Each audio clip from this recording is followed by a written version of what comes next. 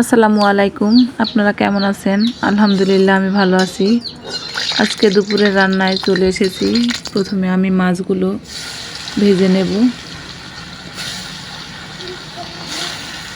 আমি একে একে সবগুলো মাছ গরম তেলের মধ্যে দিয়ে দিলাম।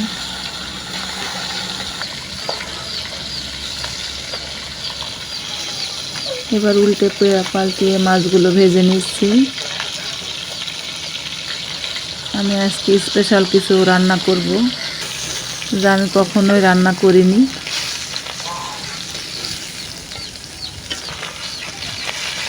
আজকে প্রথম,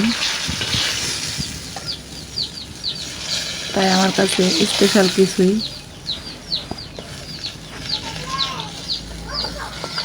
তার পাশাপাশি আরও কিছু রান্না করব।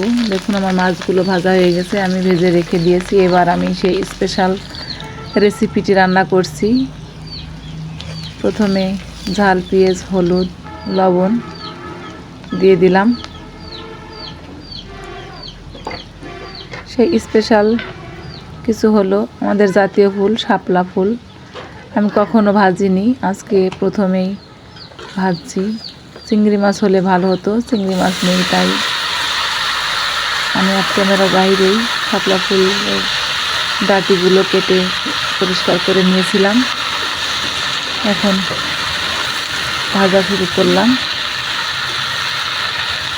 আমি অবশ্য কখনো খাইও নি, এই প্রথমই খাওয়া হবে।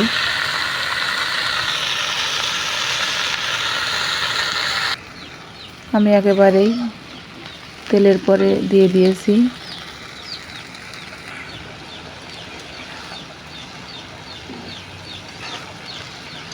সবজিগুলো প্রায় সিদ্ধ হয়ে এসেছে।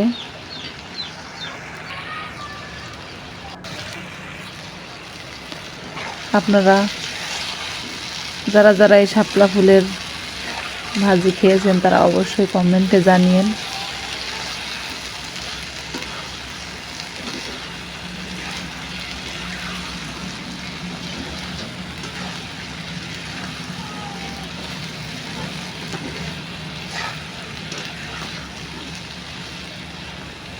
রান্নাটা প্রায় শেষ পর্যায়ে।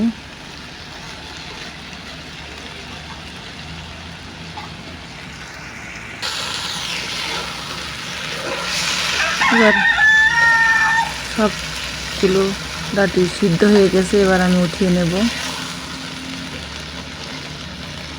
রান্না শেষ।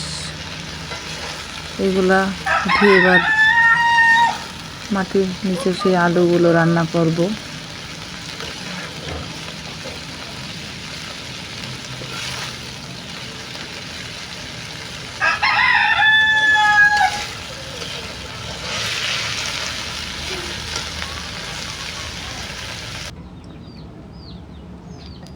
এবার আমি আলু রান্না করা শুরু করলাম। গরম তেলে মশলাগুলো দিয়ে দিয়েছি আমি। ঝাল, পেঁয়াজ, রসুন, সরিষা বাটা, জিরা বাটা সব একসাথে বেটে ফেলেছিলাম।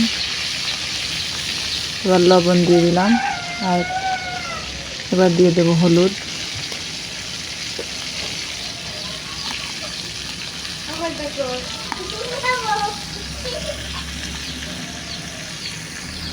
হলুদ দিয়ে ভালো করে কষিয়ে নেব।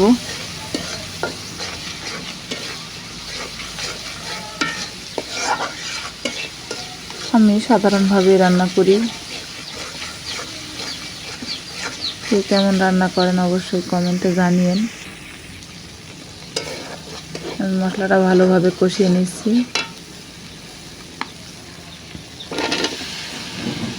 এবার দিয়ে দিলাম আলুগুলো।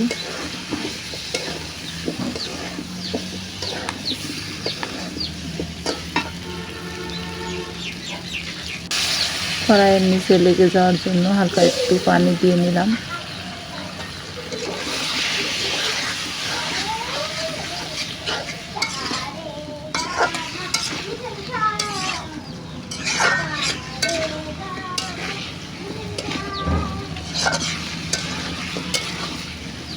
এবার ভালোভাবে নাড়াচাড়া করে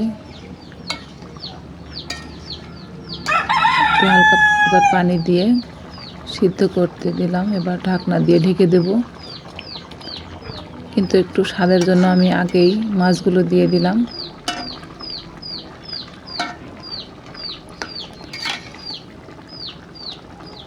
মাছগুলো দেওয়ার পরপরই আলুগুলোও সিদ্ধ হয়ে যাবে। এভাবে তরকারি রান্না করলে আমার কাছে মনে হয় স্বাদটা একটু বেশি হয়, এই কারণে মাছগুলো আমি আগেই দিয়ে দিই।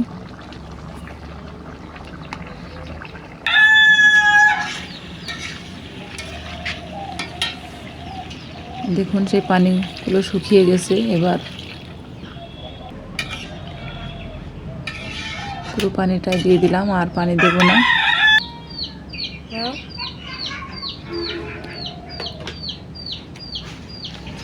আমার রান্না যদি আপনাদের ভালো লাগে অবশ্যই লাইক দিতে ভুলবেন না।